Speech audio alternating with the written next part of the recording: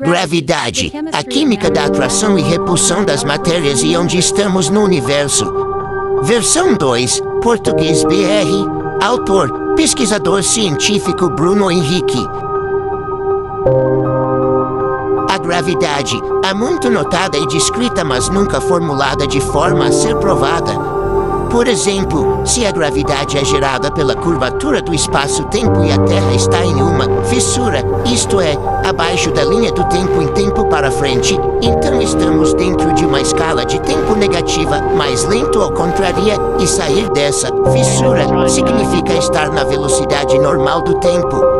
Como nada disso é notado como nas transmissões das estações espaciais e vídeos das estações espaciais. Para estarmos na linha do tempo positivo, para frente, precisamos estar fora do sistema solar. Se a gravidade puxa todos com força 9G, porque existem gases que ficam no chão, no ar, nuvens carregando toneladas de camadas de gases na atmosfera. Se todos fossem puxados pela mesma força 9G, os gases do ar como oxigênio não estariam em camadas. Porque as pessoas na estação espacial não são puxadas pela gravidade como também a água. Se a estação espacial continua em órbita sendo puxada, esse alcance à matéria específica pode nos lembrar como a maioria dos meteoros são direcionados para a Lua com suas crateras e não para a Terra. Porque carros no dinamômetro em altas rotações abaixam a traseira mostrando uma interação com a gravidade. Será que altas rotações dão energia a matérias ou esta é a entrada para máquinas do tempo? Será que altas rotações não podem estar sendo as responsáveis por acidentes de aviões e de lançamento de foguetes? Existem respostas que a assertividade e a ciência não podem conter erros. Ou essa sociedade, se criar o avião, teria como razão na maioria dos acidentes problema no motor, ou explosões consideradas anomalias, como no lançamento do foguete de Jeff Bezos, a forte crença gerada pelo trabalho de Albert Einstein, categorizado por ele mesmo como teoria a qualquer novo saber inaceitável, ensinado como certeza em nossa sociedade como a teoria do Big Bang.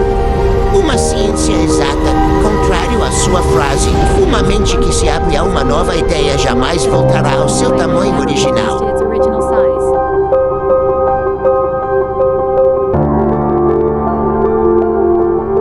Buscando saber se átomos foram comprovados cientificamente, foi percebido no adentrar das histórias das descobertas das partículas, que Rutherford pode ter ocultado um conhecimento por causa de sua época. Após ele já ter visto e ter publicado as 3 radiações que também são usadas para identificar partículas na matéria, planejou fechar sua carreira com chave de ouro, trazendo a confirmação da partícula fundamental positiva de sua época e citando a existência de nêutrons. Positivo, negativo e nêutrons, impossível de teoriar ou se prever, que só foram confirmados e vistos pela primeira vez em 1932, 12 anos depois. Isto é, Ernest Rutherford foi quem descobriu as polaridades de radiações em 1899, em 1904 descobriu partículas pequenas em volta do núcleo, propondo o planetário atômico e o centro positivo no famoso experimento da folha de ouro, confirmou os prótons no experimento de raios canais de outro cientista em 1919 e depois disso citou os nêutrons em 1920, que foram confirmados posteriormente por Eugene em 1932. Mas em uma época que o átomo era uma esfera indivisível, onde buscavam a comprovação da partícula positiva elementar da natureza, é possível constatar que Ernest Rutherford, famoso por seus experimentos de bombardeio, já tinha visto as 3 radiações e sabia quais partículas haviam nas matérias, publicando as polaridades de radiações, atribuindo a descoberta de as radiações interagirem com campos magnéticos. Alfa positiva, beta negativa atribuída a elétrons e positrons e gama, neutra. E planejou confirmar e fazer sua carreira acadêmica com chave de ouro, confirmando os prótons, trazendo o planetário atômico, deixando a sociedade descobrir as partículas restantes, mas cita em 1919 a existência de nêutrons no artigo A Possível Existência de um Nêutron. Em 1899 Rutherford publica As Três Polaridades de Radiações, radiação corpuscular de matérias e partículas como a descoberta da interação das radiações alfa, beta e gama. Em 1904 faz o experimento da folha de outra e vê partículas minúsculas em volta do núcleo que cita ser positivo entregando o planetário atômico. Em 1919 confirma a existência dos prótons através do experimento de raios canais feito anos antes por outro cientista, confirmando a partícula positiva elementar de sua época. Em 1920 Rutherford publica o artigo A Possível Existência de um Nêutron. Impossível de se prever ou teorizar, que só foram confirmados e visto a radiação neutra pela primeira vez 12 anos depois em 1932 por James Chadwick. Naquela época seria feio e arriscado falar em partícula negativa e Rutherford deve ter tomado decisão de não arriscar o que tinha em mãos. Fica aqui a informação que o núcleo atômico deve ser formado por positivo, negativo e nêutrons. E que apenas Rutherford sabe qual experimento libera a radiação negativa. Assim, iremos usar a existência da polaridade negativa nesse artigo atribuindo a nêutrons. Propondo a existência como pesquisador científico por eu ter decidido escolher qual faculdade faria por último. Após constatar que iria fazer coisas maiores que os 5 maiores juntos.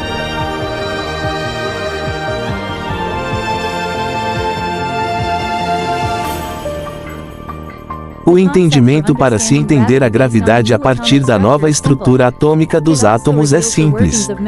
E também nos mostra todo o funcionamento da matéria e dos sistemas do núcleo atômico.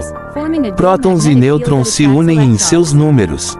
Formam um campo magnético duplo que atrai elétrons, que ficam em eletrosferas por causa das forças de polaridades descobertas no experimento spin do elétron.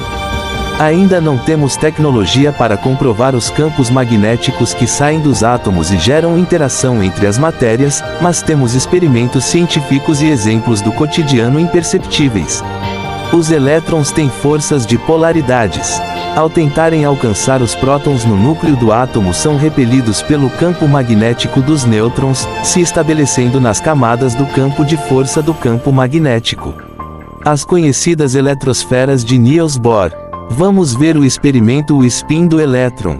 No experimento a intenção era mostrar que o elétron tem dois momentos angulares, positivo e negativo. Spin para cima, positivo e spin para baixo, negativo. Então esquentaram átomos de prata porque quando quente o momento angular, força de polaridade é igual a 0. E arremessaram esses átomos de prata entre dois ímãs grandes se atraindo um campo forte. Na física clássica o resultado esperado no sensor era um borrão, elétrons sem polaridades indo para todos os lados. Mas ao invés disso, o resultado foi um disco distinto mostrando interação com o positivo e o negativo. Momentos angulares do elétron. Mas esqueceram que campos magnéticos têm camadas de força.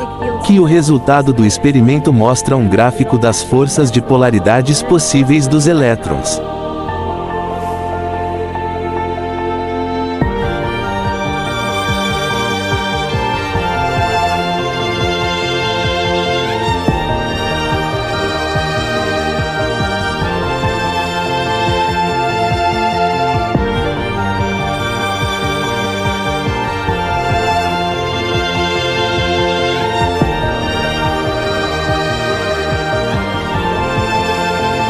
Como os elétrons ficam nos átomos e como os átomos se encaixam e nos mostram densidade, elasticidade e forma de a matéria se quebrar.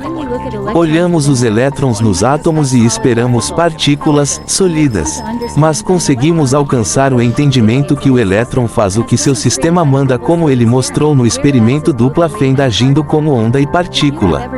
Se você já viu um olho humano cortado ao meio já deve ter percebido que a luz sofre uma forte refração para chegar aos nossos receptores. Sabendo que toda a realidade é um vácuo quântico de energias e ondas.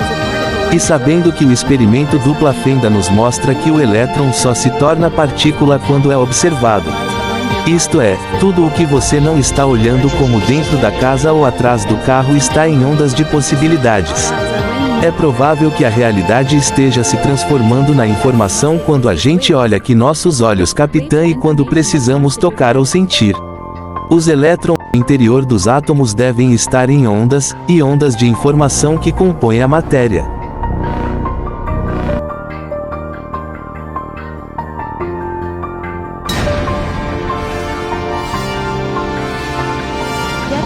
Dedicada ao professor Hélio Couto. Dedicado ao professor Hélio Couto.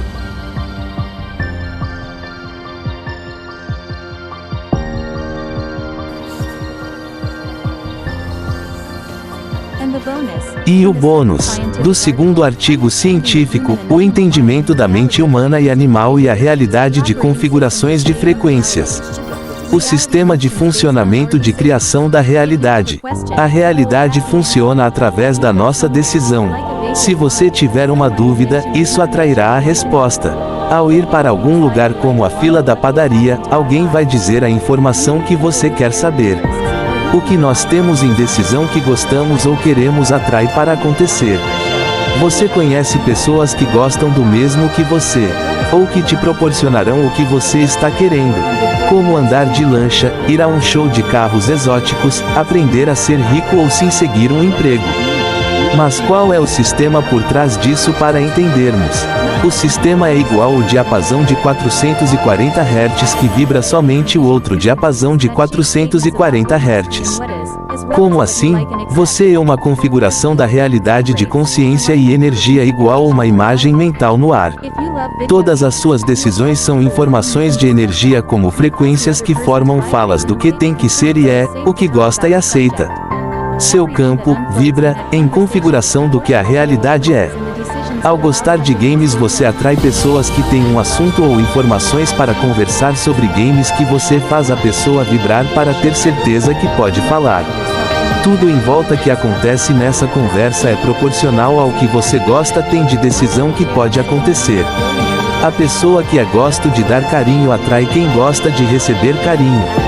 Por isso, se você é músico ou gosta de livros, você estará no momento exato para ouvir ou ver saber que tem um vizinho músico ou que gosta do mesmo que você. Como é a cadeira de quando você for bilionário? Como é a aparência da pessoa dos seus sonhos? Ou como acontecerá sua promoção ou primeiro beijo com aquela pessoa? O sistema da realidade funciona a partir do que você já sabe como será e o quanto gostou. Assim, tudo o que queremos ou desejamos nós atraímos. Mas se o caminho para o que queremos é através tentar e buscar, é-nos mostrado as respostas para saber e alcançar, que vemos como coincidências. Mas há o sistema último da realidade que ignoramos. Se um menino e uma menina se gostam mas se tratam como amigos, a decisão dos dois é, primeiro beijo. A realidade faz os dois se encontrarem no mercado com a avó de um e a mãe do outro pedindo ao mesmo tempo onde um caminhão para em frente ao mercado impedindo todos de verem. A realidade obriga tudo à volta a ser um específico para criar esses momentos exatos.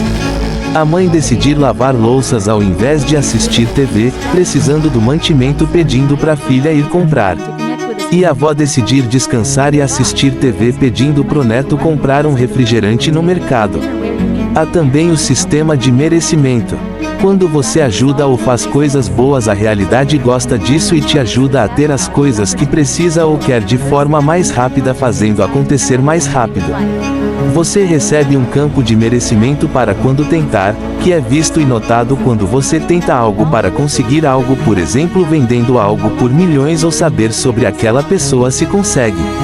Por isso, cuidado que o seu chefe pode ser aquele que quer ser seu amigo, te levar em um jantar onde irá conhecer pessoas milionárias para te ajudar a ser um deles também. Se você não tem decisão sobre isso, você tem medo. Você dá um jeito de estragar inconscientemente. Ou atrai com decisão para sua vida ser assim. Não é o globo de realidade. No sistema há isso e muito mais que estarão no próximo documentário. Com o repertório das versões ocultas das músicas.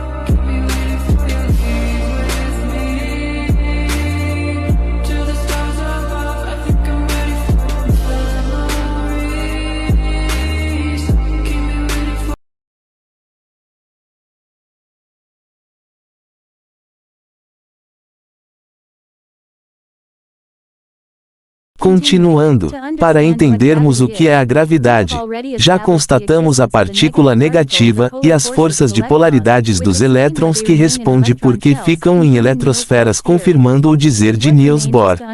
Falta, como a união das partículas e dos átomos com seus campos duplos em variedades no interior das matérias podem nos explicar sobre elasticidade, densidade e a formação das matérias. Para entendermos como estes campos magnéticos funcionam para interações entre matérias, atraindo ou repulsando o que conhecemos como gravidade. Imagine vários átomos unidos no interior da matéria com campos positivos maiores ou negativos maiores através do número de prótons e nêutrons no interior. O maior número de nêutrons gera um campo negativo maior e o maior número de prótons faz o campo positivo ser maior. Essa variedade de números de prótons e nêutrons gera campos que fazem os átomos serem bem atraídos uns pelos outros ou até quase repulsados, criando matérias densas, por exemplo, bolinhas bem pequenas bem unidas como em cimentos, rochas e metais, e átomos mal unidos, quase se repulsando, matérias com núcleos cavernosos como o de esponjas onde os átomos quase não se unem. A forma da união dos átomos no interior das matérias, e também dos prótons e nêutrons que podem se encontrarem e se repelirem no núcleo, nos mostram como matérias podem ser elásticas, maleáveis ou quebradiças. A forma como as matérias se quebram ou se despedaçam, como por exemplo, plásticos, pedras, vidros. Mas também nos mostram porque a água pode cortar metais a altas pressões e como a água também molda cimentos que caem do telhado na chuva e também rochas em cachoeiras e cavernas. E também mostra por que pássaros são atingidos em alta velocidade por aviões pela frente ou pela turbina e causam mais danos que em seus próprios corpos. Como sentimos grande peso dos alimentos quando o percebemos. Assim são as densidades das matérias. Na parte de baixo das nuvens tem uma parte plana, como um limite de onde podem alcançar, e precisam mudar sua fórmula molecular para se tornarem nevoeiros para poderem adentrar as ruas. Essa parte plana é o limite, como a separação da água e do óleo que não se misturam, a camadas da atmosfera que formam o ar como conhecemos até nosso oxigênio misturado com hidrogênio e outros. Se a gravidade puxasse toda a matéria com mesmas forças, todos os gases se aglomerariam por densidades em camadas bem distintas, como a das nuvens. É possível ver que há dois gases que são puxados e repulsados ao mesmo tempo pela gravidade, o último da atmosfera que prende todos os demais e as nuvens que não anseiam passar para o chão mesmo carregando toneladas de água na chuva. A repulsão à matéria só pode ser percebida em materias com grandes diferenças de tamanho.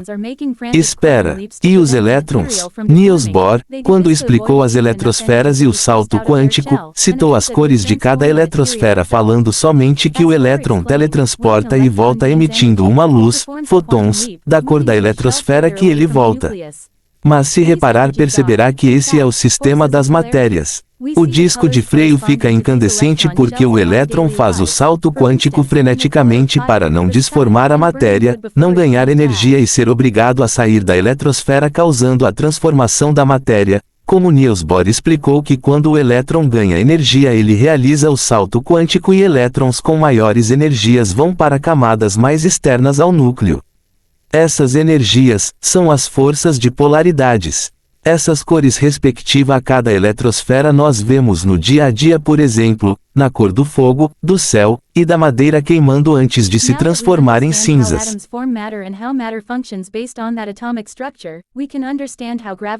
Agora que entendemos a formação dos átomos nas matérias e os possíveis funcionamentos das matérias a partir da formação dos átomos, podemos entender como a gravidade funciona. A gravidade é um sistema dos átomos e das matérias para a interação e transformação das matérias, para o funcionamento do universo na formação de planetas e estrelas químicas. Os átomos unidos agem como ímãs aumentando a força dos campos, que agem de forma específica atraindo, repulsando mantendo fixa como os anéis de Saturno separados por tipos e distâncias específicas de pedras. Ainda não temos tecnologia para medir tais campos magnéticos atômicos, mas logo serão notados. Assim que foi percebido esse sistema por mim Imagine um globo de água e óleo que não se misturam flutuando no espaço como um globo. Agora imagine o óleo ou a água no tamanho de um balão de gás hélio em cima desse globo. Como materiais hidrofóbicos, é provável que repulsaria com força. Vamos entender a gravidade a partir da formação de planetas e estrelas em nebulosas. Nebulosas são nuvens de poeira cósmica formadas da explosão de estrelas.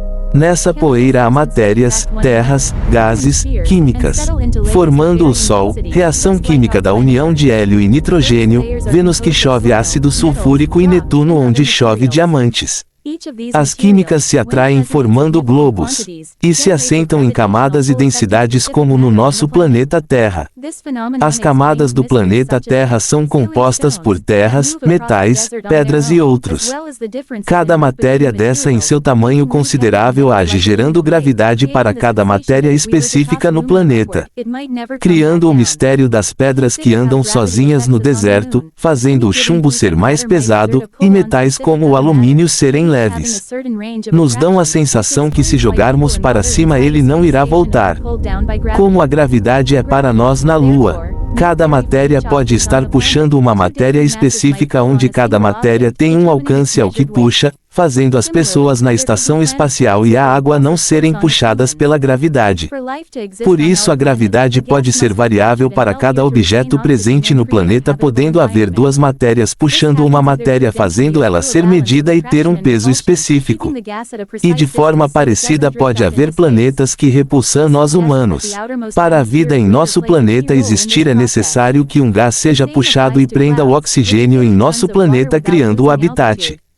Por densidade ou por ser atraído e repulsado e se manter em uma distância exata sem sair para vagar para o espaço. Isso nos mostra que provavelmente a última camada da atmosfera é quem o faz. E as nuvens por carregar toneladas de água sem perderem altitude também. Isto é, são atraídas e repulsadas se mantendo em uma distância específica como notado nos anéis de Saturno sem haver dúvidas sobre a órbita de o objeto ter se chocado com velocidade e se manter em rotação ao núcleo. A única forma de notar a existência desses campos magnéticos atômicos sem estarem em grandezas é observando exemplos como patos de banheira sempre se unem e permanecem unidos. Feitos do mesmo material, como boias de piscinas, que é compartibilidade de matérias. Propriedades iguais ou semelhantes se atraem. Assim a grande maioria dos meteoros se atraem para a Lua e raramente caem aqui. Matérias normais do universo, e o efeito Casimir onde duas placas quando são aproximadas ao máximo, se atraem. Efeito usado por lagartixas onde seus pelos microscópicos nas patas as fazem andar pelas paredes. A gravidade é um sistema natural das matérias gerada pelo sistema dos átomos.